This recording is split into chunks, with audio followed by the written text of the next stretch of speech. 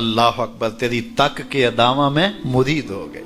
اس بوڑھی عورت کا قصہ بھی آپ نہیں بھول سکتے، جو گھر کا سامان باندھ کے اپنے دروازے پہ بیٹھی ہوئی تھی، اور اس نے سنا تھا مکے میں ایک جادوگر آیا ہے، جسے ملتا ہے اس کا دین چھین لیتا ہے، کہیں ایسا نہ ہو کہ کہیں اس سے ملاقات ہو جائے اور وہ دین ہی میرا چھین لے، مجھے شہر چھوڑ دینا چاہیے۔ گھر کے تھڑے کے اوپر سامان باندھ کے بیٹھی ہے، حضور بھی گزرے، تو اس نے دیکھا تو کہا بھتیجے یہ سامان میرے سر پہ رکھ دے۔ حضور نے سامان اٹھایا، دیکھا تو بوجھل تھا، وزنی تھا، اور بڑھیا کو دیکھا تو کمزور تھی، تو کہا کہ بڑھیا اگر چاہو تو جہاں چاہتی ہو میں خود نہ چھوڑا۔ اس نے کہا اس سے بڑی مہربانی کیا ہوگی؟ حضور نے سامان اٹھایا ہوا ہے اور بڑھیا سے باتیں بھی کرتے جا رہے ہیں۔ تو بڑھیا کو کہا کیوں جا رہی ہے؟ اس نے کہا کہ سنا ہے یہاں ایک جادوگر ہے جو لوگوں کا دھرم لوٹ لیتا ہے، لوگوں کا دین لوٹ لیتا ہے۔ میں نے ساری زندگی بتوں سے وفا کی ہے، میرے آباء و اجداد نے بتوں سے وفا کی ہے، میں چاہتی ہوں دین اجداد ہاتھ سے چھوٹ نہ جائیں، آخر اس شہر میں رہتی ہوں کہیں مل نہ جائے۔ خیر حضور نے کچھ نہیں کہا، اس کا سامان نہیں پھینک دیا کہ ٹھیک ہے تم پھر جاؤ۔ سامان اس کا اٹھایا اور جہاں تک اس نے جانا تھا سامان پہنچایا، سامان سپرد کر کے واپس پلٹنے لگے تو اس نے کہا بچے اپنا نام تو بتا دے، لوگ کہیں گے کہ مکہ چھوڑ آئی ہو تو بتاؤں گی ایک جادوگر کے دکھ سے چھوڑ آئی ہوں، تو وہ کتنا برا بھلا کہیں گے شہر مکہ کو کہ جس مکہ سے لوگ نقل مکانی کرنے پہ مجبور ہو گئے، تو میں انہیں یہ بھی بتاؤں گی کہ جس مکے میں جادوگر رہتا ہے اتنا اچھا نوجوان بھی رہتا ہے، تو تیرا نام لیا کروں گی، تیرے قصیدے پڑھا کروں گی۔ تو حضور علیہ السلام مسکرا پڑے، کہا بڑھیا جس جادوگر سے بھاگ کے آئی ہے وہ تیرے سامنے کھڑا ہے۔ اس نے کہا سچ سے آپ ہی محمد ہیں؟ حضور نے فرمایا نام میرا یہی ہے۔ تو اس نے کہا پھر آپ کا جادو میرے پہ چل گیا ہے۔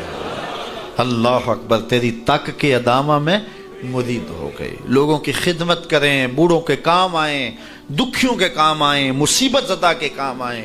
حضور یتیم ہو کے یتیم پرور تھے، لاچاروں کی مدد کرتے، لوگوں کے گھروں میں پانی بھر کے دے دیتے، اور دکھیوں کے کام آ جاتے اور مصیبت زدوں کے کام آ جاتے۔ تو حضور سے پیار کرنے والوں، امت میں آپس میں حسد نہ پھیلاؤ، بغض نہ کرو، نفرتوں کے پہاڑ کھڑے نہ کرو، ایک دوسرے سے پیار کرو، جڑو، امت وحدہ بنے، اور اپنے ماحول کو، اپنی معاشرت کو ایک خوبصورت معاشرت کا رنگ دو، اور اپنی زندگی کو حضور کے نام کر دو۔ حضور علیہ السلام کی محبت سے معاشرے کے دکھ جو ہیں وہ سمیٹے جا سکتے ہیں۔ آقا کریم علیہ السلام نے محبت سے ہی معاشرت کو جو ہے وہ اپنے قریب کیا، اور لوگ ایمان کی دولت سے مالا مال ہو گئے۔ وہ ایک بچہ آیا نا اپنی ماں کے لیے لباس لینے کے لیے، اور پہلے وہ گیا اپنے چچا کے پاس، اس کی ماں بیوہ تھی اور اس کا لباس پھٹ گیا تھا، اور وہ اپنے چچا کے پاس گیا تو اس نے دتکار دیا۔ ماں نے اس کو روکا تھا بیٹا نہ جانا، لیکن اس نے کہا کہ تیرے بدن کے اوپر جو لباس ہے وہ بھی پھٹ گیا ہے اور جگہ جگہ سے جسم جھلک رہا ہے، تو میں اپنے چچا سے آپ کے لیے لباس لے کے آتا ہوں۔ پھر جو رویہ اس نے اختیار کیا تو واپس روتا ہوا آ رہا تھا، تو کسی نے راستے نے پوچھا کہ کیا ماجرا ہوا؟ اس نے کہا چچا کے پاس گیا تھا ماں کے لیے لباس لینے، اس نے تو لا کے بھیج دیا۔ اللہ اکبر۔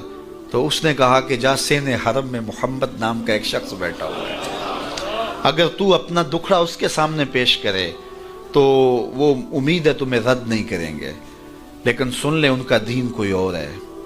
اللہ اکبر۔ اپنے ماں کے پاس آیا تو ماں کو کہا کہ چچا نے رلا کے بھیج دیا، لیکن آپ کی حالت مجھ سے دیکھی نہیں جا رہی۔ بچہ ابھی شعور کی منزلوں میں قدم رکھ رہا تھا، پہلے بہت چھوٹا تھا، اب اس کے اندر ایک جذبات تھے بچے کے اندر۔ تو ماں نے کہا کہ بیٹا نہیں ان کے پاس نہیں جانا، سنا ہے کہ جو ان سے ملے دین دھرم چھین لیتے ہیں اس کا۔ اللہ اکبر۔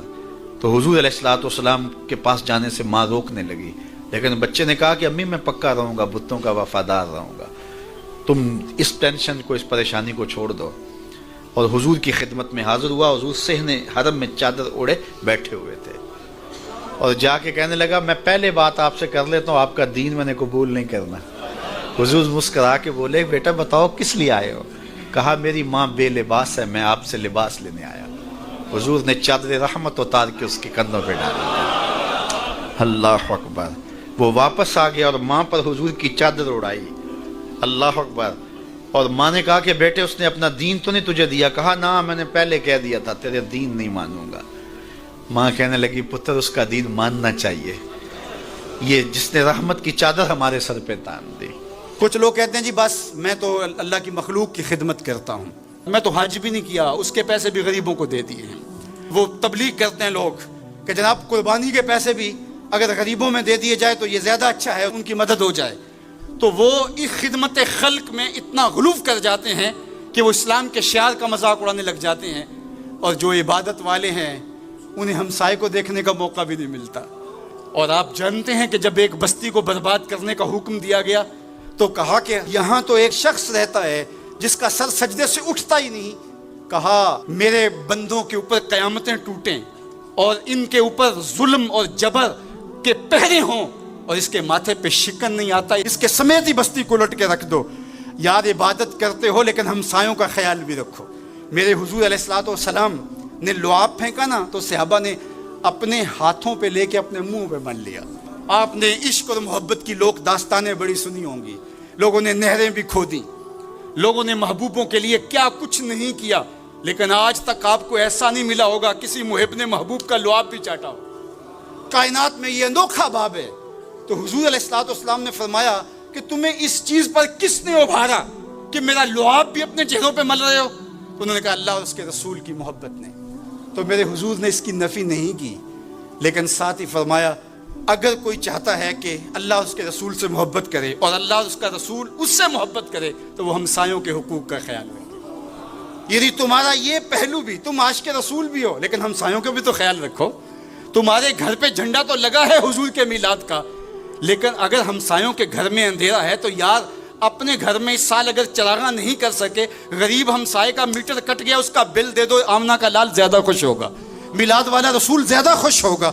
اس لیے دونوں پلڑے برابر رکھو، نہ تو عبادات کے زعم میں تم خدمت خلق کو اور ہمسایوں کے حقوق کو، رشتہ داروں کے حقوق کو بھول جاؤ، اور نہ یہ کہ تم خدمت خلق کے نام پہ عبادات کا مذاق اڑانے لگو۔ وَكَذَلِكَ جَعَلْنَاكُمْ أُمَّةً وَسَطًا۔ ادارت المصطفیٰ دونوں بازوؤں کے ساتھ اڑنے کی فکر رکھتا ہے، اور امت وسط کے مزاج کو لوگوں میں راسخ کرنا شروع ہوتا ہے۔ ظاہر ہے جب کبھی اس بازو پہ زور پڑے تو کبھی اس بازو پہ زور پڑے تو بازو جھکنے لگتے ہیں، تو میرا اللہ مدد کرتا ہے، نصرت دیتا ہے۔ تو کبھی ہمارے کسی بازو پہ فتویٰ بھی آ کے جو ہے وہ زور ڈالتا ہے، کبھی کسی فتوے کا میزائل لگتا ہے، لیکن ہم تو بلے شاہ کی بولی میں کہتے ہیں بلے آلو کی تینوں کافر کافر آکھن تو آہو آہو آکھ۔ ہمارا کام الجھنا تھوڑا ہے، ہم نے تو آگے بڑھتے ہی چلے جانا ہے، اور ہماری منزل تو مدینہ ہے، ہم نے تو اس کی طرف عازم سفر رہنا ہے۔